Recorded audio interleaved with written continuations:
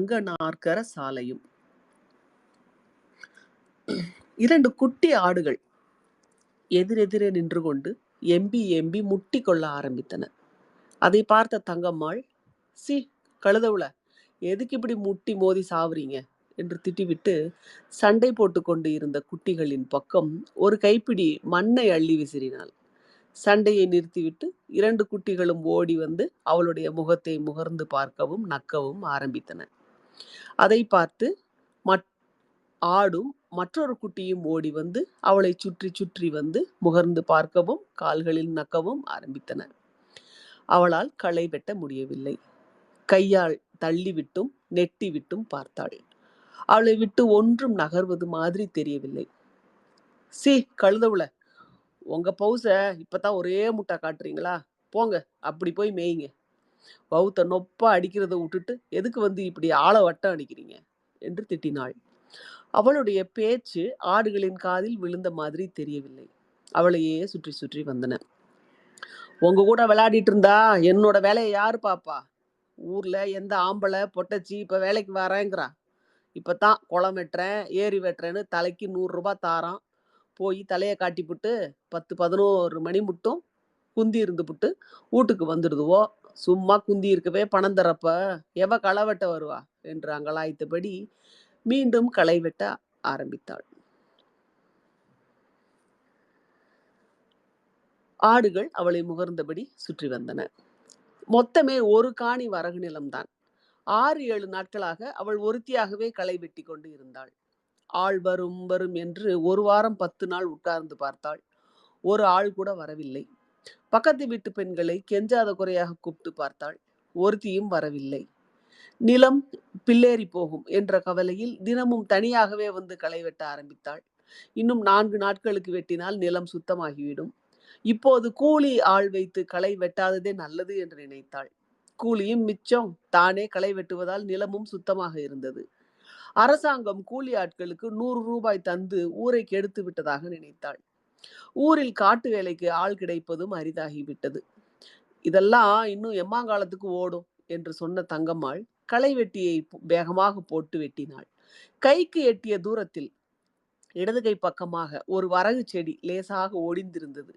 களை வெட்டுவதை நிறுத்திவிட்டு ஒடிந்த செடியை நிமிர்த்திவிட்டு தூங்க செய்வது மாதிரி தடவி கொடுத்தாள். வீட்டுக்கு போகலாமா என்று நிமிர்ந்து நின்று மேற்கில் பார்த்தாள். சூரியன் நன்றாக சாய்ந்து விட்டு இருந்தது. வெயில் தாழ்ந்து லேசாக குளிர்ந்த காற்று வீசிக்கொண்டிருந்தது. இப்போது வெட்டினால் உடல் களைப்பு தெரியாமல் களை வெட்டலாம் என்ற எண்ணம் வந்தது. மீண்டும் குனிந்து வெட்ட ஆரம்பித்தாள். 3-4 தோட்டப்பாய் அளவுக்குத்தான் வெட்டி இருப்பாள். அப்போது பேச்சு குரல் கேட்டு நிமிர்ந்து பார்த்தாள். மேற்கு தெரு கண்ணன் மகன் சேகரும் வண்டிக்காரன் வீட்டு கணேசனும் வருவது தெரிந்தது. எதற்காக இந்த நேரத்தில் வருகிறார்கள்? வேறு எங்காவது போகிறார்களா? எங்காவது நிலம் பார்க்க வந்திருப்பார்களா என்று நினைத்து கொண்டே இருக்கும் போதே இவளிடம் வந்து விட்டார்கள். ஏன்னா கேள்வி, நாங்க வாரது தெரிஞ்சு வேணுமுனே களை வெட்டுறாப்புல பாசாங்கு பண்றியா என்று சேகர் கேட்டான். அதற்கு களை வெட்டுவதை நிறுத்தாமலேயே, நீ என்னடா என் மவளையா கட்டியிருக்கிற, மருமவன் வந்திருக்கான்னு ஆடி பறக்கிறதுக்கு என்று சீண்டலாக கேட்டாள் தங்கம்மாள். ஓ மாவ வானா, நீ வா, ஒன்னையே கட்டிக்கிறேன் என்று சிரித்தான் சேகர். ஆமாண்டா, நான் வயசு குட்டியா இருக்கப்பவே இந்த ஊர் பயலுவ ஒருத்தனுக்கும் என்கிட்ட வாரதுக்கு தெம்பு இல்லை. இப்போ இவர் தான் வந்திருக்காரு மீசை வச்சுக்கிட்டு. அதெல்லாம் அப்புறம் பேசிக்கலாம். செத்த உக்காரு, உன்கிட்ட ஒரு விஷயம் பேசணும். இப்பதான் வயசுக்கு வந்த குட்டியாட்டம் தளன்னு இருக்கேன். இவர் என்கிட்ட விஷயம் பேச வந்திருக்காரு. வயசு குட்டியா இருந்தாலும் கேவியா இருந்தாலும் விஷயம் ஒண்ணுதான் கேவி, செத்த உட்காரு என்று சேகர் உட்கார்ந்தான். அவனை அடுத்து கணேசனும் உட்கார்ந்தான். அவன் உட்கார்ந்து சிறிது நேரத்துக்குள்ளாகவே 3-4 போன் வந்து விட்டது. அவன் மாறி மாறி ஒவ்வொரு செல்போனிலும் பேசியதை பார்த்துவிட்டு, சும்மா ஊரை சுத்துற உனக்கு 3 செல்போனா என்று கேட்டாள். எல்லாம் உன்னை காதல் பண்ணத்தான் என்று சிரித்தவன், செத்த உட்காரு, உன்கிட்ட பேசணும் என்றான். உன் கூட கதை பேசுனா என்னோட வேலையை யாருடா செய்வா? நான் செய்கிறேன் என்றான் சேகர். ஆமா, செஞ்சு கிழிச்ச என்றவள் களை வெட்டியை எடுத்து மண் சுரண்டி கொண்டே, என்ன என்று கேட்டாள். இந்த நிலத்தை கொடுத்துறாப்புல இருக்கியா என்று கேட்டான் கணேசன். இதென்ன மாத்து சீலையா? இன்னைக்கு குடுத்துட்டு நாளைக்கு வாங்கிக்கிறதுக்கு? இல்ல பெரியம்மா, நான் சொல்றத கேட்டுக்க. சுத்திலும் பாத்தியா? கண்ணுக்கு எட்டுன தூரம் மட்டும் யாராச்சும் நிலம் வச்சிருக்காங்களா? நீ மட்டும் வர நிலத்த வச்சுக்கிட்டு என்ன பண்ண போற? சுத்திலும் பயிர் நிலம் இல்லாததால பூச்சி அதிகமா அடிக்கும். நோவு அதிகமா தாக்கும். ஆடு, மாடு தொல்ல தாங்க முடியாது. விளைஞ்சது வூட்டுக்கு போனா தான் உண்டு. போட்ட முதலே கிடைக்குமாங்கிறது சந்தேகம் தான்.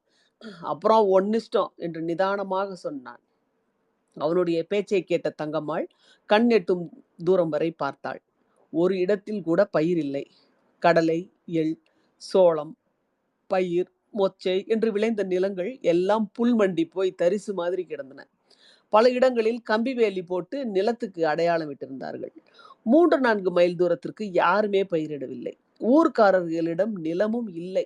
சென்னை, கோயம்புத்தூர் என்று எங்கெங்கு எல்லாமோ இருந்து வந்து ஆட்கள் நிலத்தை வாங்கி விட்டார்கள். ஒரு ஆள் கூட ஒரு செடியை நட்டு வைக்கவில்லை. நிலத்துக்கு அடையாளமாக நின்று கொண்டிருந்த மரங்களை எல்லாம் வெட்டி சாய்த்து விட்டார்கள். செடி, கொடி, மரம் என்று எதுவுமே இல்லை. புல் மட்டும்தான் இருந்தது. கூறு கூறாக வீட்டு மனைகளாக விரித்து கல் நட்டு விட்டார்கள். அதனால் சுற்று வட்டாரத்தில் உள்ள காடுகளில் இருக்கிற பூச்சிகள், வண்டுகள், குருவிகள் என்று மொத்தமும் தன்னுடைய நிலத்துக்குத்தான் வரும் என்று வந்து பெரும் அழிம்பை ஏற்படுத்தும். காட்டில் உள்ள மொத்த எலிகளும் இங்கேதான் வந்து குடியேறும். அப்படி நடந்தால் ஒரு படி வரகு கூட மிஞ்சாதே என்ற கவலை வந்தது. ஒவ்வொருத்தரும் நிலம் வாங்குறத பார்த்தா, வீடு கட்டுறத பார்த்தா, காலாகாலத்துக்கும் கருங்கல்லு மாரி இங்கேயே குந்தி இருக்கப்பாறது மாரி தான் இருக்கு. இவங்களுக்கெல்லாம் சாவே வராதா? என்று சொன்னாள். கணேசன், என்ன பெரியம்மா சொல்ற? என்று கேட்டான். நிலத்த குடுத்துப்புட்டா எனக்கு யாரு சோறு போடுவா? அதான் கட்டுக்கட்டா பணம் தரமில்ல என்றான் சேகர். பணத்த காட்டுல போட்டா முளைக்குமா? இல்ல பணத்த தான் திங்க முடியுமா? கிழவியோட கீவுட்டு பேச்ச பாருடா. ஓங்கி விட்டானா பாரு. சாவ போற காலத்துல கஷ்டப்படுறியே. பணத்த வாங்கி குடுத்தா வாங்கி வச்சுக்கிட்டு வீட்ல குந்திக்கிட்டு சாப்பிடுவியேன்னு பார்த்தா மசுறு பேச்சு பேசுற? ஏன்டா உனக்கு அம்மா கோவம் வருது? என்று தங்கம்மாள் சொன்னாள். அப்போது ஒரு ஆட்டுக்குட்டி வந்து அவள் மீது ஏற முயன்றது. ஏற முடியாமல் தவிப்பதை பார்த்து நின்று இருந்தவள் உட்கார்ந்தாள். மறுநொடியே ஆட்டுக்குட்டி அவளுடைய மடியில் வந்து படுத்துக் கொண்டது. மற்ற குட்டிகள் அவளுடைய முதுகையும் காலையும் கையையும் முகத்தையும் முகந்து பார்க்கவும் நக்கவும் ஆரம்பித்தன. சேகர் சொன்னான், நிலங்கிறிய கிழவி, வருஷத்துக்கு இந்த ரவ நிலத்துல இருந்து என்ன வந்துடும்? 10 மூட்டை வரவு வருமா? அரிசி 1 ரூபான்னு வந்துட்ட காலத்துல உன்னோட வரவை யாரு சீந்தி பார்க்க போறா? மீறி காட்டுல பயிர் பண்ணுனாலும் கூலி வேலைக்கு இப்ப எவன் வரங்கிறான்? சரி, நான் ஒரு கேள்வி கேட்கிறேன், நீ சொல்லு பார்க்கலாம். நீ என்னடா வந்து என்ன கேள்வி கேட்கறது? சொல்றத என்னன்னு புரிஞ்சுக்காம பேசினா மனுஷனுக்கு கோபம் வருமா வராதா? சொல்லுடா விஷயத்த ஒரே முட்டா. ரொம்ப இது காட்டுற. இத்தனை வருஷமா இந்த காட்டுல வேலை செஞ்சியே, உன்னால ஒரு குண்டுமணி அளவுக்கு தங்கம் வாங்கி போட முடிஞ்சுதா? ஒழுவுற கூரை கூட்டுக்கு ஒரு ஓடு போட முடிஞ்சுதா? இல்ல. நல்ல துணி தான் கட்ட முடிஞ்சுதா? நல்ல சோறு தான் தின்னுருப்பியா? இல்ல. அதனால நான் சொல்றத கேளு. கிராசு கேள்வி கேட்காத. இப்ப இந்த நிலத்துக்கு 10 லட்சம் தர்றேங்கிறான். ஊருக்கு தெரியாம பணத்த வாங்கி ஒரு 5 லட்சத்த பேங்க்ல போட்டுட்டு, மிச்ச பணத்துல ஒரு ஊட்ட கட்டு. வேணுங்கிற நகைய வாங்கி போட்டுக்க. மாசம் மாசம் பேங்க்ல போட்ட பணத்துல இருந்து வட்டி பணத்த எடுத்து சாப்பிட்டுக்க. ஒரு நல்ல வழி இருக்கும்போது நார வழியில போவாதடி கிழவி. வணக்கம் சுணக்கம் இல்லாம பேசுறியேடா. மறுவாத கிட்ட வேலை. நீ சொல்றபடி நகைய வாங்கி மாட்டிக்கலாம். மெத்த வீட்டுல படுத்துக்கலாம். வேலை செய்யாம குந்தி இருந்தா தின்ன சோறு எப்படி செரிக்கும்? வேலை செஞ்சுதான் சாவுன்னா இந்த பணத்தை வச்சு உள்காட்டுல போய் நிலம் வாங்கிக்க. ரோட்டு மேல இருக்கிற என் தங்கத்தை விட்டுட்டு பித்தளைய போய் வாங்க சொல்றியா? உன்னோட நல்லதுக்கு தான் சொல்றேன். கேட்டா கேளு, விட்டா விடு. இதையே போன வருஷம் விட்டுருந்தா 5 லட்சம் தான் வந்திருக்கும். இன்னும் மட்டும் நீ எனக்கு என்ன நல்லது பண்ணுன? இப்ப புதுசா நல்லது பண்ண வந்துட்ட. வாடா மாப்பிள போகலாம். இந்த கிழவி கிட்ட பேசி சமாளிக்க முடியாது. சாவும்போது இந்த நிலத்தை எந்த மடியில கட்டி தூக்கிட்டு போறான்னு பார்ப்போம் என்று சலித்து கொண்டான் சேகர். அதையே தாண்டா நானும் கேட்கிறேன். காலையில ஏந்திரிச்சு கொல்லையில இருக்கிற பயிர் முகத்துல முழிச்சா தாண்டா குடிக்கிற கஞ்சி வவுத்துல தங்கும். உங்கள மாரி டீ கடையில போய் நின்னுகிட்டு, எவன் ஒரு டீ வாங்கி தருவான்னு நிக்கிறவளாடா நானு? இந்த பேச்செல்லாம் என்கிட்ட பேசக்கூடாது. பின்ன என்னடா? எவன் ஒரு டீ தண்ணி வாங்கி தருவான்? எவன் ஓசி பீடி வாங்கி தருவான்னு திரியிறதா? எவன் பயிரு புடுங்க கூப்பிடுவான்? எவன் கரும்பு வெட்ட கூப்பிடுவானுங்கிற காலமெல்லாம் மலையேறி போயிடுச்சா? வெள்ள வெளேர்ன்னு தும்ப பூவாட்டம் சட்டை வேட்டி, கயித்துல சங்கிலி, கையில செயினு, கைக்கு 4 மோதிரம் மாட்டிக்கிட்டா, பழைய காலம் மறந்துடுமா? எல்லாம் 2 வருஷமா தான் இந்த ஆடம்பரம், அலங்காரம் எல்லாம். 2 வருஷமா தான். இந்த ஆடம்பரம், அலங்காரம் எல்லாம் எங்கிருந்து வந்துச்சு? என்று சேகரை மட்டப்படுத்தி தங்கம்மாள் திட்ட ஆரம்பித்தாள். அப்படின்னா, "சாவுற முட்டும் மண்ண பெசஞ்சுக்கிட்டே கெட. இதுதான் உன் விதின்னா, அத யாரால மாத்த முடியும்?" என்று தன் தலையில் அடித்துக் கொண்டவன், "அப்ப 10,00,000 வானாங்கிற" என்றான் சேகர். "நாளைக்கு சாகப் போற கிழவிக்கு எதுக்குடா அம்மா பணம்? அம்பாமடத்த வச்சுக்கிட்டு நான் என்ன பண்ண போறேன்?" 2, 3 வருடங்களுக்கு முன்பு கூலி வேலைக்கு யார் கூப்பிடுவார்கள் என்று அலைந்த சேகரும், கணேசனும் இப்போது ஊரில் பெரிய மனிதர்களாகி விட்டார்கள். இவர்கள் மட்டுமல்ல, ஊரில் தருதலையாக சுற்றிக் கொண்டு டீ கடையிலும், பெட்டி கடையிலும் நின்று கொண்டு இருந்தவர்கள், பள்ளிக்கூடத்தில், காலேஜில் ஃபெயிலாகி சும்மா ஊருக்குள் சுற்றிக் கொண்டிருந்தவர்கள் எல்லாம் இப்போது ஊருக்கு பெரிய மனிதர்கள். பஞ்சாயத்துக்காரர்கள், பணக்காரர்களும் ஆகிவிட்டார்கள். மெத்தை வீடு, பணம், நகை, வண்டி, வாகனம் என்று ஆகிவிட்டது. இதற்கெல்லாம் 10 பைசா கூட முதல் கிடையாது. வாய் வார்த்தைகள் தான். தழுக்கு பேச்சும், ஜாலாக்கு பேச்சும் தான். முதல் 3, 4 வருஷத்துக்கு முன்பு 10,000, 20,000க்கு கூட விலை போகாத, சீந்துவார அற்று கிடந்த வாரி வரப்பு, தரிசு, உவர் நிலம் எல்லாம் இப்போது 5,00,000, 10,00,000 என்று மாறிவிட்டது. அதற்கே நிலம் கிடைக்கவில்லை. சென்னை, பாண்டிச்சேரி, கோயம்புத்தூரில் இருந்து எல்லாம் கார் எடுத்துக்கொண்டு ஆட்கள் வருகிறார்கள். அவர்களுடைய ஒரே நிபந்தனை, சாலை ஓரத்தில் நிலம் இருக்க வேண்டும் என்பது மட்டும்தான். நல்ல நிலமா, தண்ணீர் இருக்குமா என்பது எல்லாம் இல்லை. விலை ஒரு பொருட்டே அல்ல. அதிலும் சென்னையிலிருந்து சினிமாக்காரர்கள் வந்த பிறகுதான் மடுவில் கிடந்த நிலத்தின் விலை மலை அளவுக்கு உயர்ந்தது. நிலம் கொடுத்தவனும் ஏமாந்தான், நிலம் வாங்கியவனும் ஏமாந்தான். குறுக்கே வந்தவர்கள் தான் கொள்ளை லாபம் அடைந்தார்கள். சாலையில் ஒரு கார் நின்றால் போதும், குரத்தியை நாய் மொய்த்துக் கொள்வது போல ஏஜென்ட்டுகள் ஓடி போய் மொய்த்துக் கொள்வார்கள். காரில் இல்லை, பேருந்தில் வெள்ளை வேட்டியிலோ பேண்டிலோ வந்து இறங்கினால் கூட போதும், மொய்த்து விடுவார்கள். ஊருக்கு சம்பந்தமில்லாத இடத்தில், ஊரில் இருந்து 7, 8 மைல் தூரம் தள்ளி இருக்கிற அனாதை காட்டில் கூட வீட்டு மனை என்ற நிலத்தை கட்டம் கட்டி கூறு போட்டு காட்டினால் அதை வாங்கவும் ஈரோடு, திருப்பூர், சேலம் என்று எங்கெங்கு இருந்து எல்லாம் சனங்கள் வந்து குவிகிறார்கள். சம்பந்தமே இல்லாத ஊரில், அதுவும் ஆள் இல்லாத காட்டில் வீட்டு மனை வாங்க சனங்களுக்கு எப்படி துணிச்சல் வருகிறதோ, சனங்களுக்கு இவ்வளவு பணம் எப்படி வருகிறது என்பதுதான் தங்கம்மாளுக்கு புரியவில்லை. போன மாதம் ஒரு சாவுக்காக கொணலவாடி என்ற ஊருக்கு போனாள். 30 மைல் தூரம் வரைக்குமே சாலை ஓரத்தில் ஒவ்வொரு இடத்தில் கூட ஆடு மாடுகளை காண முடியவில்லை. பயிர் பச்சையை காண முடியவில்லை. கிணறு, மோட்டார் கொட்டகை, ஏரி, குளம், ஓடை, வாரி என்று எதுவுமே இல்லை. மேடு பள்ளங்களும் இல்லை. எங்கு பார்த்தாலும் காணிக்கல்லாக நடப்பட்டிருந்தது. தமிழ் நகர், காவேரி நகர் என்று போர்டு வைத்து வண்ண வண்ண நிறத்தில் கொடி கட்டி இருந்தார்கள். நிலத்தில் மரம் நடுவார்கள், செடி நடுவார்கள், பயிரிடுவார்கள். வண்ண வண்ண நிறத்தில் கம்பிகளில் கொடி கட்டி எதுக்காக நிறுத்தி இருக்கிறார்கள் என்பது அவளுக்கு புரியவில்லை. இவ்வளவு தூரத்திலும் ஒரு வீடு கூட கட்டப்படவில்லை. காடுகளில் இருந்த மரங்கள் வெட்டப்பட்டு துணிக்கொடிகள் நட்டப்பட்டிருந்தன. மேடு பள்ளங்கள் சீர் செய்யப்பட்டிருந்தன. கிணறுகள் மூடப்பட்டிருந்தன. இடையிடையே வெள்ளையடிக்கப்பட்ட கற்கள் மட்டும் இல்லை என்றால் விளையாட்டு மைதானம் போன்றுதான் தெரியும். கொணலவாடிக்கு போயிருந்த போது பார்த்தது எல்லாம் நினைவுக்கு வந்தது. பெத்ததாய இன்னொருத்தங்கிட்ட தள்ளி விடுறதும், 50, 60 வருஷமா சோறு போட்ட நிலத்தை விக்கிறதும் ஒண்ணுதான்டா. பெத்தவ கூட 1 வருஷமோ 2 வருஷமோ தான் பால் கொடுத்திருப்பா. ஆனா நிலம் அப்படியா? இப்பல்லாம் டவுன்ல யாரும் புள்ளைக்கு பால் கொடுக்கறது இல்ல தெரியுமா? எதுக்கு அதையும் இதையும் பேசிக்கிட்டு கிடக்குற? உண்டு இல்லன்னு ஒரே வார்த்தையில வெட்டி விடு என்று சேகர் முறைப்பது மாதிரி சொன்னான். குறுக்கிட்ட கணேசன் நிதானமாக சொன்னான். கேளு பெரியம்மா, நாங்க உனக்கு எடுக்கிறதுக்கு சொல்லல. இன்னைக்கு இல்லனாலும் நாளைக்கு நீ கொடுத்து தான் ஆகணும்.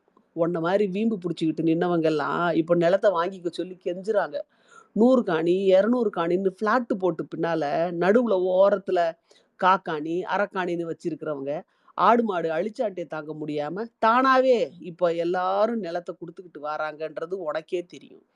இப்போ விலை தலைகீழா போயிருச்சு. கேட்டப்ப குடுத்திருந்தா நல்ல விலை கிடைச்சிருக்கும். இப்ப அடிமாட்டு விலை தான். அதனால தான் சொல்றோம். வேலை வரும்போதே குடுத்துரு. அப்புறம் உன்னோட இஷ்டம். நாங்க தலையிடல. நான் இந்த ஊருக்கு தாலி கட்டிட்டு வரும்போது வயசுக்கு கூட வரல. அதிலிருந்து நீங்க சொல்ற இந்த பீத்த நிலம் தான் எனக்கு கஞ்சி ஊத்திக்கிட்டு இருக்கு. நான் சாவுற மட்டும் என் ஜீவனத்துக்கு 4 படி வரவு விளைஞ்சா போதும். இதையும் குடுத்துட்டு சோத்துக்கு நான் என்ன செய்வேன்? பிச்சை எடுக்கிறதா? காட்ட வித்தவங்க எல்லாம் பிச்சை தான் எடுக்குறாங்களா? காட்டு வேலை செஞ்சவன காட்டுல இருந்து தொரத்தி புட்டா, அவன் என்ன வேலை செஞ்சு பொழப்பான்? இம்மாம் பேரு பிளாட் வாங்கி போட்டுருக்காங்களே, அவங்க எல்லாம் முட்டாளா? இல்ல நிலம் விக்கிறவங்க தான் முட்டாளா? கண்ண தொறந்து பாரு, உலகம் எங்க போய்க்கிட்டு இருக்குன்னு. ஊட்டு மனசோறு போடுமாடா? ஊட்டு சோறு போடுமாடா?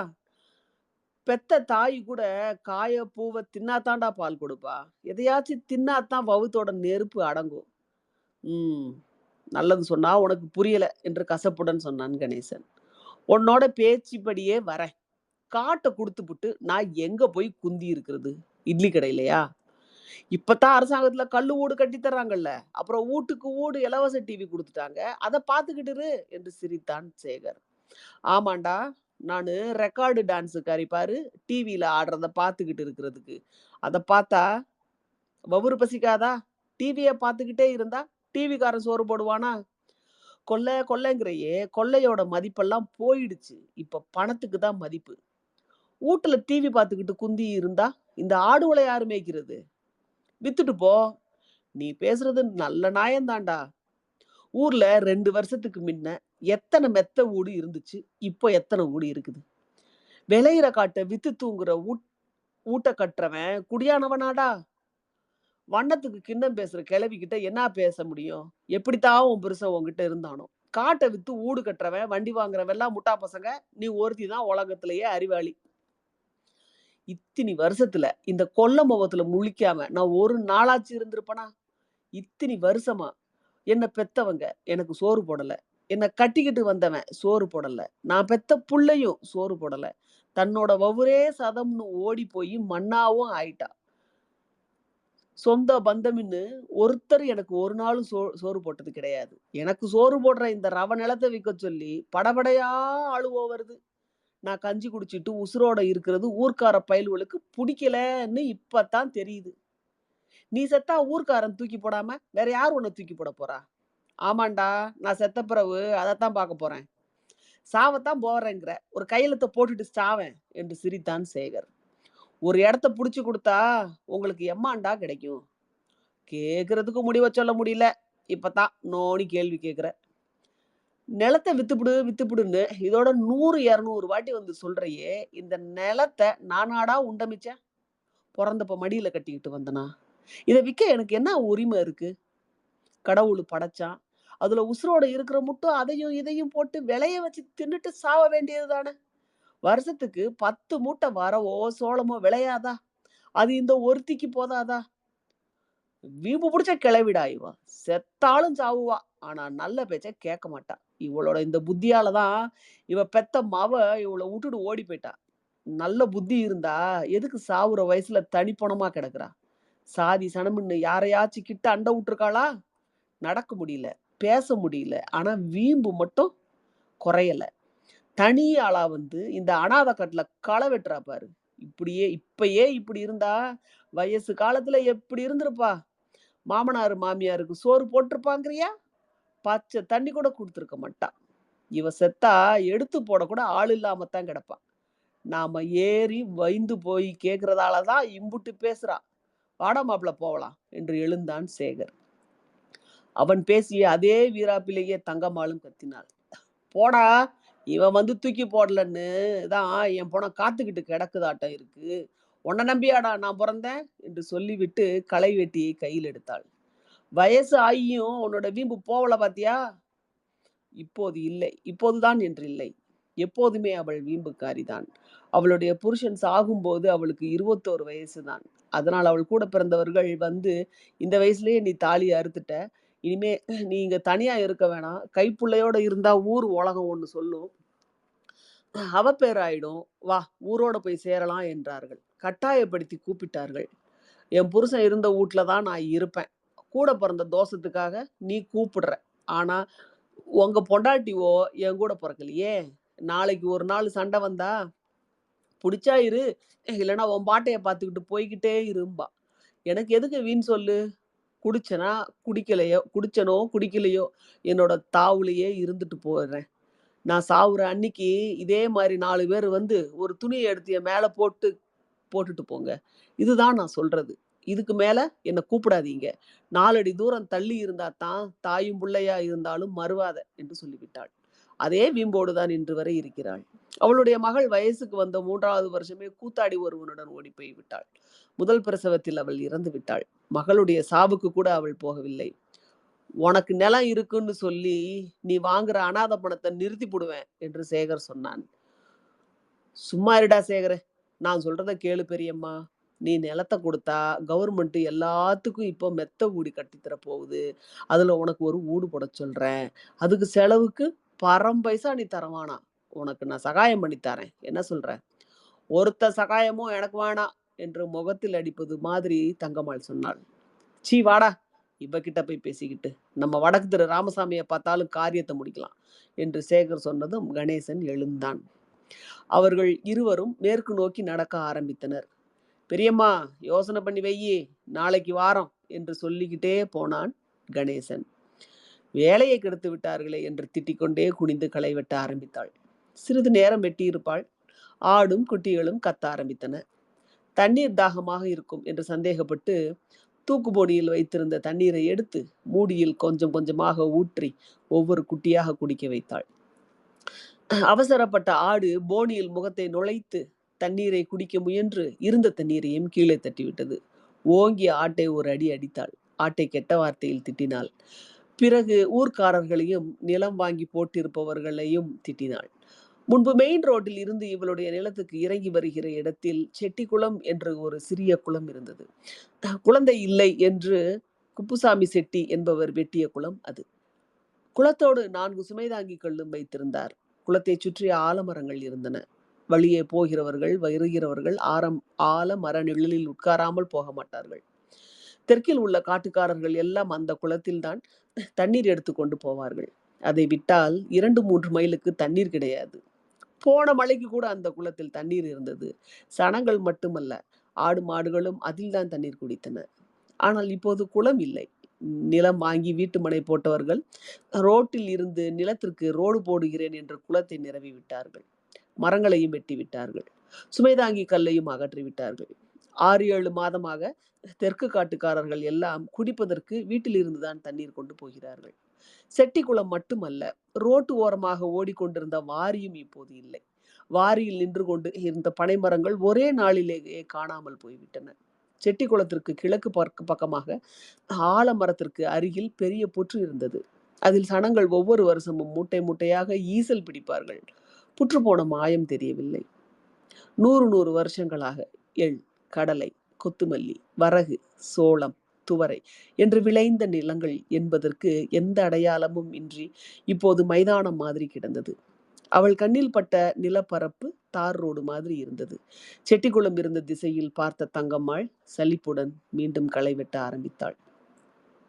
பொழுதாகிவிட்டதா என்று பார்ப்பதற்காக நிமிர்ந்து மேற்கில் பார்த்தபோது திடுக்கிட்டு போனாள். 3 பெண்களும் 2 ஆண்களும் கம்பிவேலி போட்ட நிலத்துக்கு அருகில் நின்று கொண்டு இவளுடைய நிலத்தை பார்ப்பது தெரிந்தது. அவர்களுக்கு சிறிது தூரம் தள்ளி ஒரு கார் இருந்தது. இந்த பக்கம் அந்த பக்கம் என்று நகர்ந்து நின்று நிலத்தை பார்த்தது தங்கம்மாளுக்கு எரிச்சலை உண்டாக்கிற்று. ரோட்டுல போற நாயி வார நாயி எல்லாம் எதுக்கு வந்து ஏன் நிலத்தை பாக்குதுவோ? என்ன அதிசயமா இருக்கு, உலகமே கொள்ள கூட்டமா மாறிடுச்சா என்று கத்தினாள். அவர்கள் காரில் ஏறி போய்விட்டார்கள். அந்த வேகத்திலேயே களை வெட்ட ஆரம்பித்தாள்.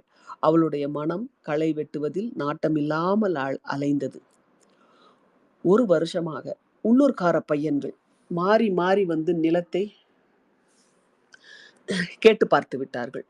எதற்கும் தங்கம்மாள் மசியாததால் அவளுடைய மூத்தார் வீட்டு பையன்களிடம் போய் சொன்னார்கள். இவள் செத்தால் அவர்கள்தான் கொள்ளி வைக்க வேண்டும், பிணத்தையும் எடுக்க வேண்டும்.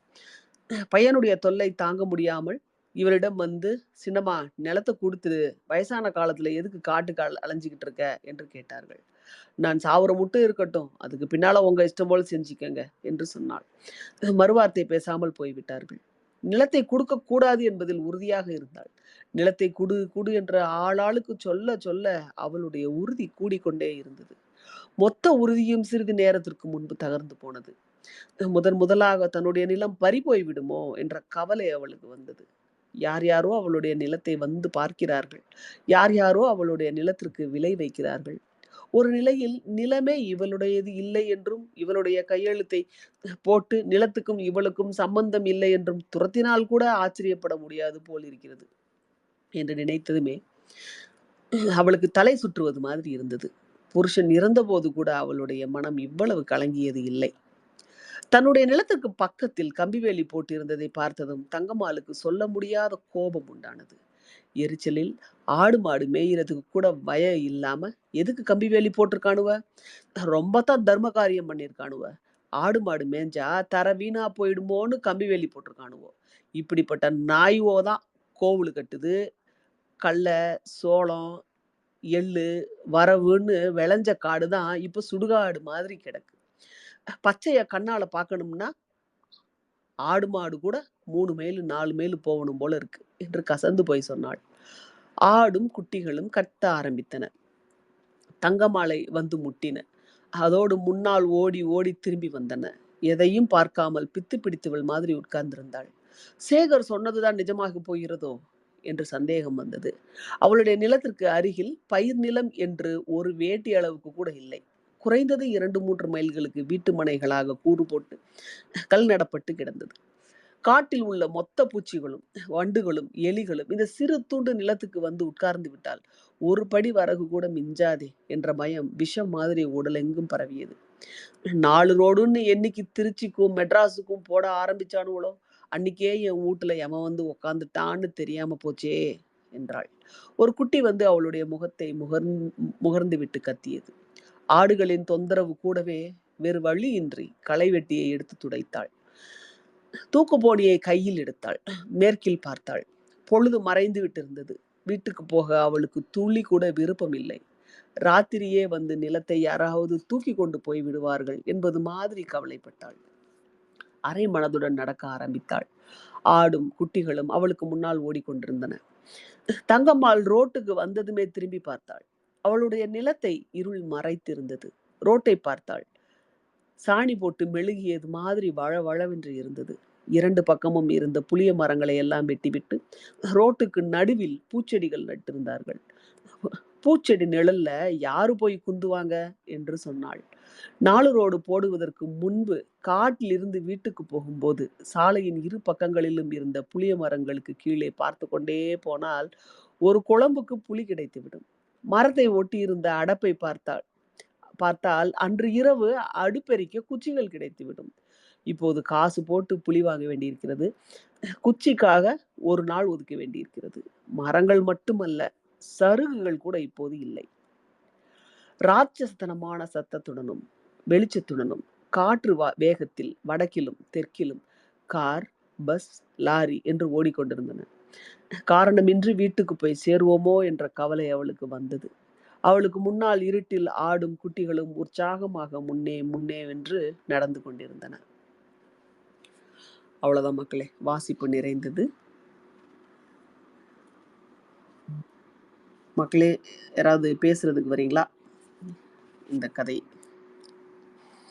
தங்கம்மாளும் தங்கனார் கரசாலையும். இது 2013 12 எழுதப்பட்ட ஒரு கதை. இது வந்து அந்த ஒரு ரியல் எஸ்டேட் பூம் அப்படின்ற ஒரு விஷயம் வந்தது இல்லைங்களா? 2008க்கு அப்புறம் வந்த ஒரு பூம். 2 வருஷம் ரொம்ப ஒரு பூம் இருந்தது. அதுக்கப்புறம் நிறைய அதுக்கப்புறமும் டிரான்சாக்ஷன்ஸ் நடந்துட்டு இருந்தது. ஆனா நிறைய குளறுபடியான லேண்ட் கிராபிங், நிறைய குளறுபடியான நில பரிமாற்றங்கள் எல்லாமே அப்போதான் நடந்தது. ரொம்ப அதிகமாக மீறி இந்த வாட்டர் பாடிஸ்ன்னு சொல்லப்படுற இந்த இதுலேயும் ஒரு நிறைய வெரைட்டிஸ் ஆஃப் வாட்டர் பாடிஸ்லாம் சொல்லியிருக்கிறாங்க. ஏரி, குளம், குட்டை, வாரி அப்படின்னு நெறைய அ யூனோ வாய்க்கால் இந்த மாரி நெறைய அ வாட்டர் பாடிஸ் இருக்கு இல்லையா? அந்த நீர்நிலைகள் அ அத்தனையுமே வந்து ஆக்கிரமிப்பு செய்யப்பட்டு அம் அம் அழிக்கப்பட்டு அ மனையிடங்கள், விவசாய பூமிகள் மனையிடங்களாக மாற்றப்பட்டன. இந்த இதுல கூட சொல்றாங்க. ஒரு குளம் இருந்தது. புள்ளை இல்லன்னு சொல்லிட்டு ஒருத்தர் குளம் வெட்டி வச்சிருக்கிறாரு. 4 சுமை தாங்கி கற்களும் வச்சிருக்கிறாரு. ஆனா, அது வந்து பாதை போடுவதற்காக, இன்னொரு மனை இடத்துக்கு பிளாட் போட்டிருக்க மனை இடத்துக்கு பாதை போடுவதற்காக அந்த அந்த டெவலப்பர்ஸ்னால அந்த குளம் அழிக்கப்பட்டது. அந்த சுமை தாங்கி கற்கள் அகற்றப்பட்டது. அ அந் அந்த மரங்கள் எல்லாம் தட்டி சீர் செய்யப்பட்டது அப்படின்றதையும் ரொம்ப எல்லாரும் இளைப்பாறி எழுந்த அந்த மரங்கள் எல்லாம் அழிக்கப்பட்டது அப்படின்றதையும் சொல்றாங்க. இந்த போக்கு நீங்க எந்த ஏரியாவுக்கு போனாலும் அ கொஞ்சம் இப்போ 4 வேன்னு இருக்கிற இந்த அ அ நெடுஞ்சாலைகளாக இருக்கிற இடங்கள்ல நீங்க எந்த இடத்துல நிறுத்தி அங்க இருக்கிற வயசானவங்க கிட்ட கேட்டாலும், இதே கத தங்கம்மாள் சொல்லுகிற இத்தனை புலம்பல்கள் இருக்கு பார்த்தீங்களா? இத்தனை இத அழிச்சுட்டானுங்க, இத்தனை இத இந்த புலம்பல்கள அங்க இருக்கிற அந்த பெரியவங்க அத்தன பேர்கிட்டயுமே பார்க்கலாம். பாலைவனங்களாக இருக்கிற நாடுகள் எல்லாம் ஒரே ஒரு மரத்த நிழல் தரும் ஒரு மரத்த அ அந்த இடத்துல முளைக்க வைக்கிறதுக்கு லட்சக்கணக்கான அம் பணம் செலவழிக்கிறாங்க. அப்படின்றபோது, நம்ம இருக்கிற வளத்த அ இந்த வழிச்சாலைகள் அப்படின்றது பொருளாதார முன்னேற்றத்திற்கு முக்கியம் அப்படின்னாலும், இந்த அதை சுற்றி டெவலப் ஆகுற வணிக நோக்கத்தோடு அ இந்த அ முக்கியமா இந்த சென்னை, கோயம்புத்தூர் இந்த இதுல சொல்லியிருக்கிறாங்க. அங்கருந்து வந்து இன்வெஸ்ட்மென்ட் வாங்கி போட்டுட்டாங்க மனையிடங்கள். ஆனா ஒரு மனையிடத்துல அந்த காட்டுல ஒண்ணும் வீடு கட்டுறதுக்கு மனையிடங்கள் வாங்கி போடுறாங்க. அங்க யார் வீடு கட்டுவா? இல்ல. இப்ப வரைக்கும் வாங்கி இத்தன வருஷமா வாங்கி போட்டுருக்காங்க. யாராவது அங்க வீடும் கட்டியிருக்காங்களா? அப்படின்னா அதுவும் இல்ல. அப்புறம் என்ன காரணத்துக்காக இது வந்து வெறும் பிளெயின் இன்வெஸ்ட்மென்ட் பர்ப்பஸ் அப்படின்னு சொன்னா, அந்த இன்வெஸ்ட்மென்ட் அப்படின்றது இப்ப இருக்கிற இந்த கிரிப்டோ கரன்சிஸ்லயோ, இல்லன்னா தங்கத்திலயோ, இல்ல யூ நோ அந்த மாதிரி ஷேர்ஸ்லயோ அந்த மாதிரி ஒரு லாங் டைம் இன்வெஸ்ட்மென்ட்ஸ் போடுறது வேற. ஆனா, நிலம் அப்படின்ற ஒரு ஆப்ஷன் வந்து எல்லாருக்குமே அவைலபிளா இருக்கும்போது, அத வாரி போட்டுக்கிட்டு இருந்தாங்க. இந்த சந்தர்ப்பத்தில தான் வந்து யானை ராஜேந்திரன் அப்படின்றவர் வந்து சென்னை உயர்நீதிமன்றத்தில ஒரு வழக்கு தொடுக்கிறாரு. நீர்நிலைகள் அது வேற ஒரு கேஸு. சென்னை இவர் யானை ராஜேந்திரன் அவர் தொடுத்த வழக்கு என்ன அப்படின்னு சொன்னா, விவசாய நிலங்கள், அ விளைநிலங்கள் வீட்டடி மனைகளாக கண்டமானிக்கு மாறிட்டு இருக்கு. இன்ஃபாக்ட் அதுதான் சொல்றாங்க. அந்த 4 வழிச்சாலையில பயணம் செய்யும்போது 2 பக்கமும் வயல்களாக இருந்ததெல்லாம் இப்போ வந்து மனைகளாக மாறிருச்சு. இது வந்து ஒரு பெரிய விவசாய நில அழிப்பா இருக்கு. இத வந்து தடுத்து நிறுத்தணும் அப்படின்னு சொல்லிட்டு ஒரு கேஸ் போடுறாரு. அதற்கு சென்னை உயர்நீதிமன்றம் 2016 செப்டம்பர்ல வந்து ஒரு தீர்ப்பு குடுக்குறாங்க. என்ன தீர்ப்பு அப்படின்னா, விவசாய நிலங்களை மனை இடங்களாக மாறுவதற்கு தடை. அத வந்து டிடிசிபி அப்ரூவலோட தான் அ பதிவு செய்யணும் அப்படின்னு சொல்லிட்டு ஒரு இது பண்ணி, அந்த பதியிறதுக்கு மொத்தமா தடை போட்டுறாங்க. அதுக்கப்புறம் இந்த அதிகப்படியா இஷ்டப்படி வாங்கி குமிச்ச ஒரு விஷயம் நின்னுட்டாலும், இன்னும் டிடிசிபி அப்ரூவலோட அரசாங்கத்துக்கு உரிய கட்டணங்கள் கட்டிட்டு, இந்த ஒரு விஷயம் திருப்பியும் நடக்கத்தான் செய்யுது. திருப்பியும் அந்த ரோட்டோரம் இருக்கிற மரங்கள் ஏன்னா இதுக்கு முன்னாடி சென்ட் 2,00,000 இருந்தது. இப்ப டிடிபி காஸ்ட்டு அந்த காஸ்ட் எல்லாம் சேர்ந்து 4,00,000 இருக்குது. அதையும் மக்கள் வந்து வாங்கிக்கிட்டு தான் இருக்கிறாங்க. அந்த தீர்ப்புனால என்ன நடந்திருக்கு அப்படின்னு சொன்னா, ரொம்ப சாதாரண குறு, சிறு விவசாயிகள் மொத்தமே கையில அவங்கிட்ட ஒரு ஒரு ஒரு ஒரு 10 சென்ட் நிலம் தான் இருக்குன்னே வச்சுக்கங்களேன். 10 சென்ட் நிலத்துல இங்கெல்லாம் அரியலூர், பெரம்பலூர் சைட்லலாம் வந்து பார்த்தீங்கன்னா, அந்த 10 சென்ட் நிலத்துல அவங்களே இது பண்ணி கொத்தமல்லி போடுவாங்க. ஏதாவது ஒரு காய்கறி போடுவாங்க. அத வச்சு அவங்களுடைய டிரான்சாக்ஷன்ஸ மார்க்கெட்டுக்கு எடுத்துட்டு போய் அத வித்து அத சிம்பிளான ரொம்ப குறு விவசாயிகள் அவங்கலாம் வந்து. அந்த நாற்றாங்கல் போடுவதற்காக கூட இந்த 10 சென்ட் நிலம் டிரான்சாக்ஷன் நடக்கும். ஆனா இப்ப இருக்கிற நிலையில, இப்ப இருக்கிற சூழல்ல, அந்த நிலத்தை விவசாயிகள் பதிய முடியாத சூழல் ஆயிப்போச்சு. இப்போ இப்போ இப்பயும் அந்த டிடிசிபி அப்ரூவல் இல்லாத மக்கள்லாம் எப்படி பண்றாங்க அப்படின்னு சொன்னா, ஒரு 50 சென்ட் நிலத்த 5 பேர் வாங்கிக்கிட்டு 50 சென்ட்ன்னு போது அது விவசாய நிலமாவே வாங்கிக்கிட்டு, அந்த 50 சென்ட்டையும் அந்த 5 பேரும் 10, 10 சென்டா ஆளுக்கு 10 சென்டா அவங்களுக்குள்ள அதுக்கப்புறம் பாகப்பிரிவினை செய்து கொள்வது. இது வந்து கிரயமா தானே வாங்கக்கூடாது அப்படின்னு சொல்லிட்டு, பாகப்பிரிவினையா அதுக்கப்புறம் பின்னாடி பண்ணிக்கிற மாரியான குறுக்கு வழி. ஸோ தவறு அதாவது ஒரு விஷயம் பண்ணணுன்றவங்க எப்படியும் குறுக்கு வழி கண்டுபிடிச்சிடுறாங்க. பட் அன்னைக்கும் விவசாயிகள் தான் பாதிக்கப்பட்டாங்க. இன்னைக்கும் விவசாயிகள் தான் பாதிக்கப்படுறாங்க. தங்கம்மாளுடைய வீம்பு என்னுடைய ஊர்லயே நான் பார்த்துருக்கிறேன். எங்க ஊர்ல நான் ஸ்கூல் படிச்சு, கொஞ்சம் முடிச்சு காலேஜ் படிக்கும்போதே எல்லா லேண்டும் வந்து விண்ட்மில்க்கு போயிடுச்சு. விண்ட்மில் வந்து ஆக்சுவலி குத்தகைக்கு தான் எடுத்துக்கணும் அவங்க. அவங்க என்ன பண்ணுவாங்க அப்ப ஆனா நேரா விவசாயிகள் பயனடைய முடியாதபடிக்கு விண்டுமில் போடுறவங்க என்ன பண்ணுவாங்க அப்படின்னா, விவசாயியினுடைய பேர்லருந்து அவர்களுக்குள்ளேயே இருக்கிற ஒரு தனியார் பெயருக்கு, தனி மனிதர் பெயருக்கு வாங்கிட்டு, அவரை விவசாயியா டிக்ளேர் பண்ணி, அவர் கூட ஒப்பந்தம் போட்டுக்குவாங்க. பட் அந்த தனி மனிதர் யாராக இருப்பார்னா, அந்த விண்மில் கம்பெனிக்காரராக இருப்பார். அவர் கம்பெனி பேர்ல வாங்காம, தனி மனிதன் பேர்ல வாங்கிட்டு. அப்ப அந்த குத்தகை பணம் கூட நேரடியாக அந்த விவசாயிக்கு போனா, நாளைக்கு விண்மில்லோடைய டைம் முடிஞ்சதுக்கு அப்புறமோ, அல்லது விண்மில் இருக்கிற இடத்தை தவிர மீதி இருக்கிற இடத்திலேயோ, அவர் ஏதோ ஒரு காய்கறியோ, ஏதோ ஒண்ணு கூட அவர் போட்டுக்க முடியும். ஆனா விவசாயிகிட்ட இருந்து கம்ப்ளீட்டா அந்த நிலம் ஏலியனேட் ஆகிவிட்டு, எங்க ஊர்லயே ஒரு 2 தரப்பினர் நிலம் தான் வீம்புக்கு விற்கப்படாம அப்படியே இருக்கே ஒழிய, மீதி அனைவருடைய நிலமும் விண்மில்லுக்கு விற்றாகிவிட்டது. இதுவும் விவசாயி கிட்ட இருந்து எந்த சந்தர்ப்பத்துல பார்த்தாலும் பாதிக்கப்படுறது என்னவோ அந்த தங்கம்மாளுடைய அந்த வீம்பு வந்து நெறைய அ நான் பேசுற நெறைய பெரியவங்க கிட்ட நான் ஐடென்டிஃபை பண்றேன். ம்.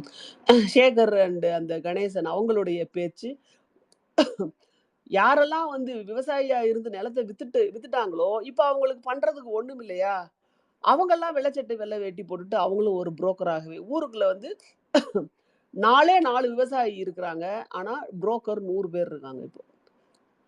இந்த 100 பேர் என்ன பண்றாங்கன்னா, இந்த 4 பேர விக்க வைக்கிறதுக்கு, அவங்களுக்கு என்னென்ன இடைஞ்சல் குடுக்க முடியுமோ, ஏதாவது ஒரு இடைஞ்சல் ஐடென்டிஃபை பண்ணா, உடனே அந்த இடைஞ்சல பெரிய விஷயமாக்கி, பிரச்சனைய பெருசாக்கி, அந்த 4 பேருக்கு வர்ற பிரச்சனைகள கூட்டி விட்டு, குடும்ப பஞ்சாயத்துலருந்து, பண பிரச்சனையிலருந்து அத்தனையுமே கூட்டி விட்டு, எப்படியாவது அவங்க விக்க வைக்கணும் அப்படின்றதுலயும் ரொம்ப முனைப்பா இருக்கிறதையும் பார்க்க முடியுது. நிஜமா ஊருக்கு போனாலே, இந்த புரோக்கர் மூஞ்சில தான் எப்படி ஒரு 2 பேராவது வந்து கேட்டுருவாங்க. "நிலத்த குடுக்குறீங்களா?" அப்படின்னு ஒரு 2 பேராவது வந்து கேட்டுருவாங்க. ஏதோ இந்த தலைமுறை இருக்கிற வரைக்கும் அதெல்லாம் ஹோல்ட் ஆன் பண்ணிக்கிட்டு இருக்கிறோம்.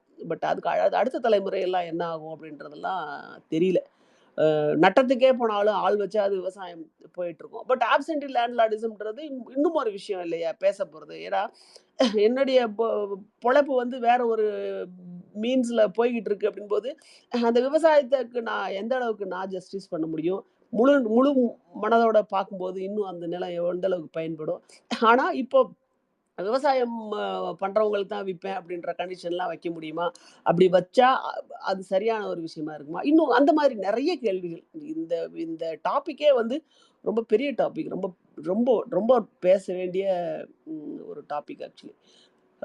எனக்கு ரொம்ப ப ப ஏன்னா எங்க வீட்டு டாபிக்ன்னு கூட வையுங்களேன், இந்த ஒரு விஷயம். ஸோ அதான் மக்களே இந்த இத படிக்கும்போது எனக்கு தோன்றிய விஷயங்கள். முடனா வாங்க பேசிருங்க. வணக்கம், வணக்கம். ஆமா, நீங்க சொன்னது சரிதான். அது பெரிய டிஸ்கஷன். கண்டிப்பா நெறைய பார்ட்டிசிபென்ட் பேசுற மக்கள் இருந்திருந்தாங்கன்னா, இது தொடர்பா அவங்கவங்களுடைய ஊர்ல எந்த மாதிரியான இந்த மாதிரி இழப்ப சந்தித்திருக்காங்க அப்படிங்கிறது நெறைய டைமென்ஷன்ஸ் கிடைச்சிருக்கும். பரவால்ல. இன்கேஸ் யாராவது லேட்டா வந்திருந்தா, இந்த சிறுகதை அவங்க போஸ்ட்லயே குடுத்துருக்காங்க லிங்க்கு. ஒரு தங்கம்மாள் அப்படிங்கிறவங்களால. சொல்லுங்க சார். நான் ஷேர் பண்ணிடுறேன் இதுல. ஆ ஓகே, ஓகே. இன்கேஸ் நான் ஜஸ்ட் ஒன் லைனர் நம்ம அட்லீஸ்ட் பேசுற கன்டென்ட் இந்த கதைய ஒட்டி அப்படின்னு. தங்கம்மாள் அவங்களுடைய ஒரு ஒரு காணி நிலம் கிட்டத்தட்ட ஒரு 1.5 ஏக்கருக்கு கொஞ்சம் குறைவுன்னு வச்சுக்கோங்களேன். அந்த நிலத்தை புரோக்கர்கள் வந்து வித்துட்டு 10 லட்சம் வாங்கிட்டு நீ கடைசி காலத்துல பொழைச்சுக்கோ அப்படிங்கிறாரு. அவங்க அந்த அம்மா கொடுக்க மாட்டேன்னு கடைசி வரைக்கும் பிடிவாதமா இருக்கு. ஸோ இன்ற நகரமயமாக்கல், அப்புறம் இந்த சாலை விரிவாக்கம், அப்புறம் இந்த வீட்டு மனை புதுசா, அதுக்கப்புறம் புதிய தொழிற்சாலைகள் உருவாகிறது, இந்த பல காரணங்களுக்காக இன்று வந்து இந்த நிலத்தை வந்து கொடுக்குற கொடுக்குற நிலை ஏற்படுறத பத்தி தான் இந்த சிறுகதை வந்து விரிவா பேசுது.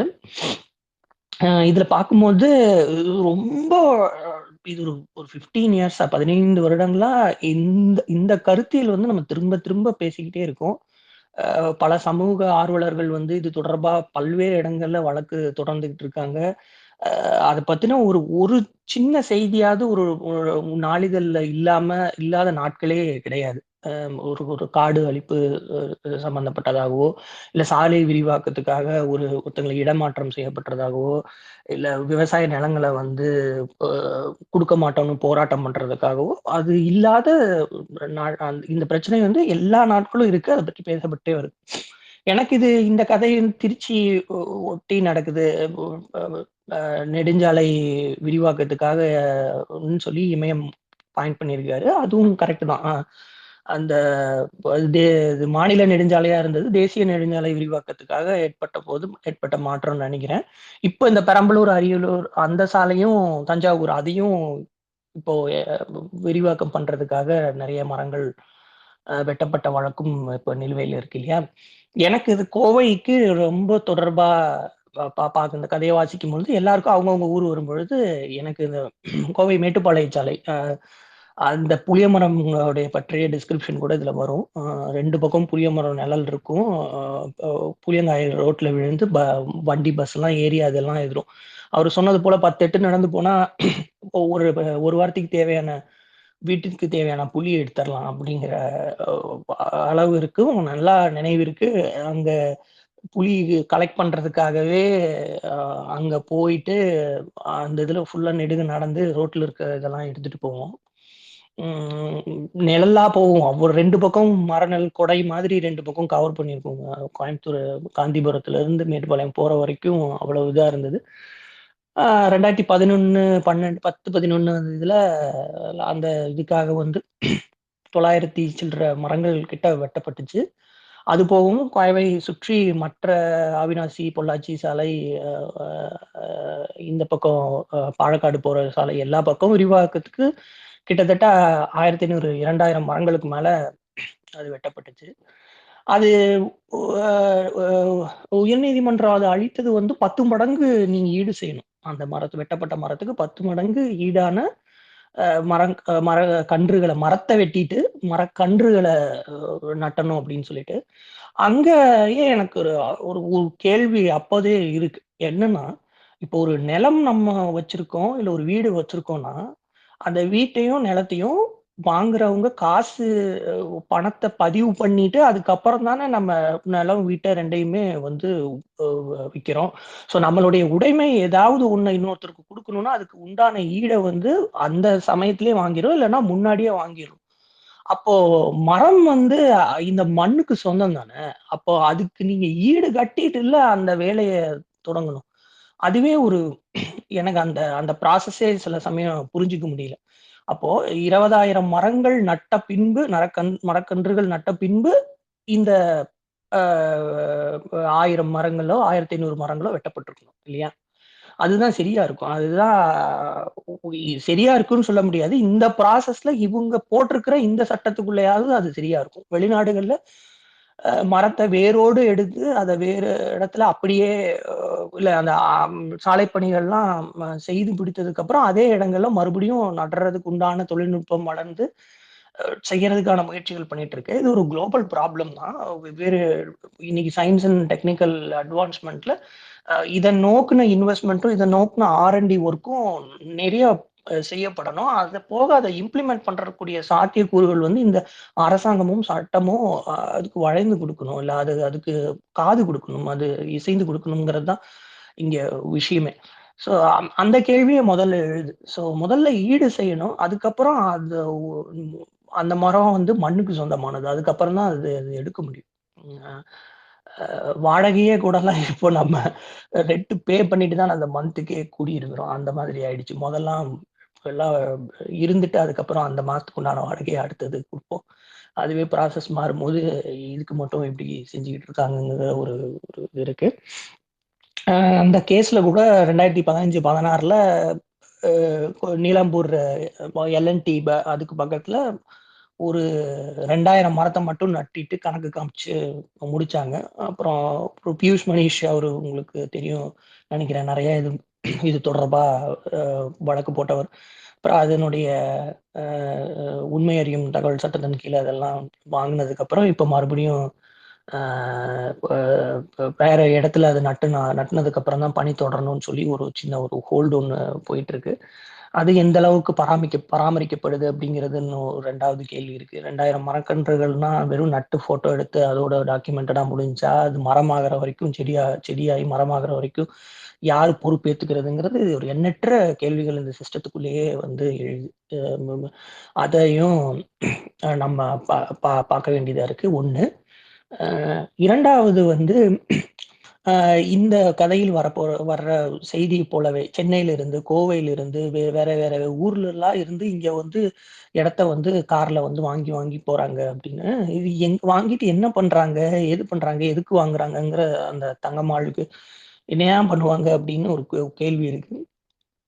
அது வந்து இப்போ சமீப காலங்கள்ல சமீபம்னு சொல்ல முடியாது. அது ஒரு நவீன ஃபேண்டசைஸ் பண்ணப்பட்ட ஒரு இது என்னன்னா, நல்லா செட்டில் ஆனதுக்கு அப்புறம் அப்படியே ஒரு மலை அடிவாரத்துல ஒரு ஒரு ஒரு ஒரு ஓட்டு வீடு மாரியோ, ஒரு ஒரு வீடு மாரியோ வச்சுக்கணும்.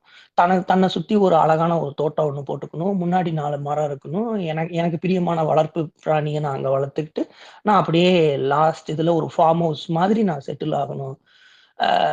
அதுக்காக நான் ஒரு ஆர்கானிக் விவசாயத்தை நான் முன்னெடுக்கிறேன். எனக்கு வீட்டுக்கு வேணுங்கிறத நானே செய்துப்பேன் அப்படின்னு சொல்லி இந்த கோடிகள் இருக்கிற புரள்றவங்க இந்த ஒரு கான்செப்டை நான் வந்து இயற்கையை தானே காப்பாத்துறேன், நான் விளைஞ்சதை நானே தான் பண்றேன் அப்படின்னு சொல்லி அது ஒரு மாதிரி போயிட்டு இருக்கு. இது தொடர்பா நான் கூட ஒரு ப்ரோக்ராம் கொஞ்சம் மாசத்துக்கு முன்னாடி இது ரிலேட்டடா வந்து இந்த மாதிரி நாங்க ஒரு ஃபார்ம் ஹவுஸ் வாங்கிக்கிறோம் பண்ணிக்கிறோம் அப்படின்னு சொல்லிட்டு இதுவும் தங்கம்மாள் ஒரு குறுநிலம் வச்சிருக்கிற இதுவும் தன்னுடைய நிலத்துக்கு களை பிடுங்கி அங்க ஆடு மாடு கோழி வளர்த்து தான் சாப்பிட்ட வீட்டுல இருக்கிற எச்சத்தை வாழை மரத்துல கொட்டி அதுல இருந்து ஒரு ஈகோ சிஸ்டம் பில்ட் பண்ணி ஊரோட ஊரா 100-200 ஆண்டுகளா இருக்கக்கூடிய இந்த இயக்கமும் இப்படி டோட்டலி இன்ஆர்கானிக்கா இவங்க செய்யற இந்த திணிப்பும் ஈடா இல்ல ஒண்ணா அப்படின்னா அது ஒரு மிகப்பெரிய கேள்வி. அது இல்லவே இல்லை.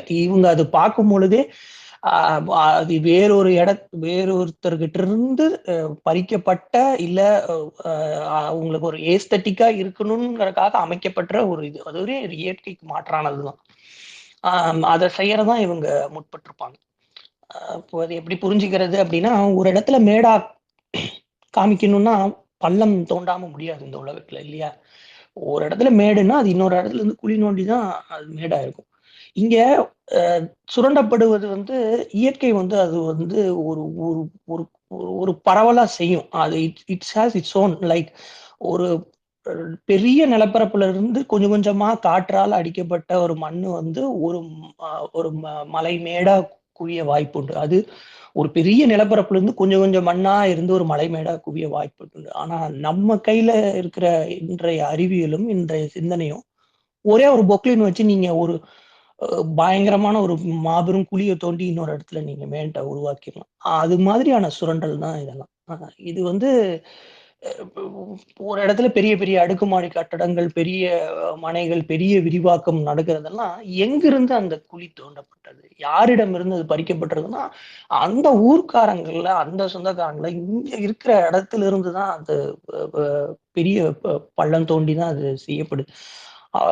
அதுக்கு அவங்க ஈடா கொடுக்கறது வேறொரு இடத்துலயோ, இல்ல அதுக்கு ஈடா கொடுக்கறது இத்தினூண்டு ஒரு ஒரு மாற்று பொருளாதாரம்னு கூட சொல்ல மாட்டேன். அது ஈக்விட்டின்னு அது சொல்ல முடியாது. அதுக்கு குடுக்குற ஈடு இருக்கு பார்த்தீங்களா? அது வந்து இன்னொரு வாழ்வியல் தொடர்ப வச்சுக்கணும் அந்த செயின. ஆனா இவங்க குடுக்குற ஈக்விட்டி வந்து அந்த வாழ்வியல் செயின, அந்த சங்கிலிய வந்து அ அ தொடர்பில்லாத மாதிரியா தான் இருக்கும். ஒண்ணா ஒரு பணம் குடுத்தா, அந்த பணத்த வச்சு என்ன செய்ய முடியும்? அதே தான் தங்கம்மாளும் கேட்கிறா. உனக்கு வீடு குடுத்துருவாங்க, தகம் குடுத்துருவாங்கன்னு. ஒரு ஒரு விவசாய நிலம் 100, 200 ஆண்டுகளா பயிரிடப்பட்ட நிலத்துக்கு, இப்ப அதனுடைய அடுத்து ஒரு 100, 200 அ ஆண்டுகளுக்கோ, இல்ல நீ வரப்போற மொத்த ஃபியூச்சருக்குமான ஒரு பொருளாதார ஈடா தானே அந்த அவங்க குடுத்துருக்கணும். ஆனா அதுக்கான ஆல்டர்னேட்டிவும் இங்க குடுக்கப்படுறதில்ல. ஸோ இவங்க குடுக்கப்படுறது சரியான ஈடுங்கிற வார்த்தையே சரி கிடையாது. இட்ஸ் நாட் ஈக்குவலி அவங்க வந்து காம்பன்சேஷன் ஒண்ணு பண்றதே கிடையாது. அழிப்பதே நம்ம பெரிய கேள்வியா எழுப்பும் பொழுது, அதுக்கான காம்பன்சேஷன் அது அதை விட ஒரு பெரிய கேள்வியா இருக்கு. இந்த மாதிரி சிஸ்டத்துக்குள்ளேயே சிஸ்டம் வந்து நெறைய கொஷின்ஸ் வந்து எழுப்பிக்கிட்டே இருக்கு. அது எல்லாமே ஒரு இந்த ஒரு கதை வந்து அங்கங்க அந்த உடைய பாயிண்ட்ட வந்து தொட்டுக்கிட்டே இருக்கு. அந்த 3வது காளி அவங்க சொன்ன அந்த அ அதுக்கு ஒரு மல்லி போடுவாங்க, ஒரு வாழைத்தோட்டம் வச்சுப்பாங்க, ஒரு கடலை போடுவாங்க, கொஞ்சூண்டு நெல்லு போட்டு வைப்பாங்க. தனக்கு அந்த இந்த ஒரு தான் வீட்டுக்கு தேவையானது, இல்ல நம்ம அவங்களுக்கு அவங்க மொத்த குடும்பத்துக்கும் தேவையான நெல்லோ, ஏதோ ஒண்ணு மட்டும் அதுலருந்து வந்துரும். அது போதுமே நாங்க இருக்கிறக்கு. அத ஏன் நான் குடுப்பானே அப்படிங்கிறது. இது எப்படி மாறுதுன்னா, இந்த பெரு நிறுவனங்கள் வந்து நேரா தங்கப்பால் கிட்ட இந்த அ 10 மூட்டை நெல்லு வாங்க போறது கிடையாது. இப்ப இது இன்னொரு பெரு விவசாயி கிட்ட தான் வந்து இது போகுது. அது இன்னொரு எக்ஸ்பான்ஷன். இந்த இந்த மனை வீடு இல்லாம ஒரு 100, 200 ஏக்கர் பெரிய அளவுல ஒருத்தர் நெல்லு பண்ணியிருக்காரு அப்படிங்கிற பட்சத்துல, அதுதான் கார்ப்பரேட்டுக்கோ இல்ல நமக்கோ முகவரியா இருக்க முடியுமே தவிர்த்து, இந்த சின்ன இடம் வச்சிருக்கிறவங்களுக்கு வந்து ஒரு பெரிய அ அ வியாபார முகவரியா இருக்க முடியாது. இது பல லேயர்ஸ தாண்டி தான் இது போகுது. ஸோ இந்த நிலத்த அவங்க வாங்கிக்குவாங்க. அது மொத்தமா சேர்த்து 100ோட சேர்த்து 101 ஆ ஒ நிர்வாகம் பண்ணி அ அவங்க இப்ப எடுத்துட்டு போறாங்க. ஸோ ஒரு து ஒரு இது தான் குட்டியே சாப்பிட்டுரும் அப்படின்னு சொல்லுவாங்க இல்லையா? அந்த ஒரு கான்செப்ட். ஓ ப தாய் வந்து தன்னோட குட்டிய சாப்பிட்ட மாதிரியான அ ஒரு கான்செப்ட்டா இன்னொரு நிலதாரர்கள் வந்து இந்த குறுநிலதாரர்கள்ட்ட வந்து வாங்கிட்டு, அத எ கமர்ஷியலைஸ் பண்றதுக்கான வேலைகள வந்து அ பார்க்குற ஒரு விஷயமும் உண்டு. அ இப்படி சுத்தி இருக்கிறது எல்லாமே வேறு நிலப்பரப்பா மாறிடுச்சு. வேறு சூழ்நிலைக்குட்டாயிடுச்சுன்னா, தன்னோட நிலத்துல எலி வந்துரும், பாம்பு, பூச்சிகள் வரும். எல்லாமே வந்து மற்ற உயிரினங்கள் எல்லாமே போக்கிடம் கிடையாது இல்லையா? எல்லாம் தார் சாலைகளும், சிமெண்ட் சாலைகளும், அ கட்டடங்களும் ஆனுச்சுன்னா, இந்த நிலத்த நோக்கி தான் எல்லாம் வரும். அ அ அப்படிங்கிறது அ இ இது ஒரு விதமான அப்ரஷன். அது வந்து ஒரு ஒரு ஒரு ஒரு ஒரு இடத்துல விரிவாக்கம் ஆக ஆக ஆக இந்த இன்னொரு இடத்துல குறுகி, குறுகி, குறுகி, குறுகி சுருங்குறவனுடைய அந்த குறியீடு தான் இது இல்லையா? ஆ ஸோ இந்த ஒடுக்கப்பட்ட இந்த இந்த சப்ரஸ்ட் எல்லாமே ஒரு சின்ன நிலப்பரப்புக்குள்ள சுருங்கி, சுருங்கி வாழ வேண்டிய இதா இருக்கு. அவங்க அத வாழ வாழ அது எக்ஸ்ப்ளாய்ட் ஆகும். அது எக்ஸ்ப்ளாய்ட் ஆக ஆக அது ஒரு பெரிய தொந்தரவாகும். எலி தொல்ல வருதும்பாங்க, இனி பூச்சி தொல்ல வருதும்பாங்க. இனி அதுக்கு ஒரு மருந்து கொண்டு வந்து கொல்லுவாங்க. பாம்ப புடிக்கிறதுக்கு ஆட்கள் வரும். ஸோ அந்த ஃபாரஸ்ட்னுடைய ஈக்கோசிஸ்டம் மொத்தத்தையும் அழிப்பாங்க. அது அங்கிருந்து இன்னொரு இடத்துக்கு போகும். இது யானை வழித்தடங்கள்ல இருந்து நம்ம தொடர்ந்து இது பேசிக்கிட்டு இருக்கிற விஷயம். அது வேண்டாம். அந்த காய் சொன்ன மாரி பெரிய பெரிய டாபிக் இது. அது நான் ஈஷா யோகத்தையும், அது பின்னாடி இருக்கிறதையும் பேசணும். அ அப்படி அப்படியே நூல் பிடிச்சாப்புல ஒண்ணுக்கு பின்ன ஒண்ணு போய்க்கிட்டே இருக்கு. ஸோ நான் நன்றி போதும்னு நெனைக்கிறேன். இந்த ஒரு 4 விஷயம் தான் பகிர்ந்துக்கணும்னு நெனச்சேன். தேங்க் யூ மக்களே.